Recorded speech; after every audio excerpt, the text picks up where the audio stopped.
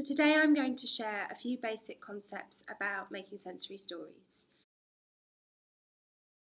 You can make a sensory story out of any story or any theme that you want to cover.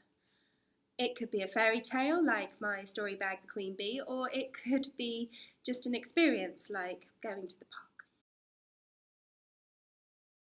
So you need to find ways to bring the story alive through touch, taste, smell, sound and visual stimulus. Touch can be a range of materials, or it might be giving a massage.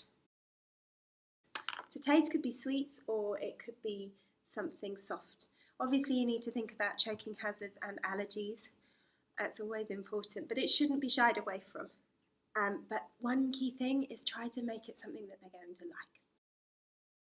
Smell. Smell could be herb pouches or some sprays, aerosols, candles, essential oils.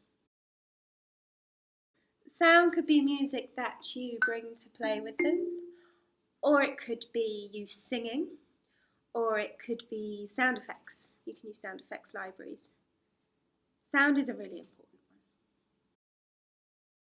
Visual for me is about LED lights and bringing vibrant colours into the materials that you're using, or calming colours if that's what you're going for.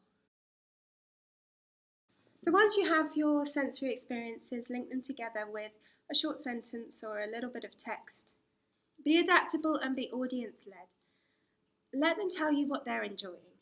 With a sensory story, the more options you have available in your toolkit, the better. And lastly, enjoy it.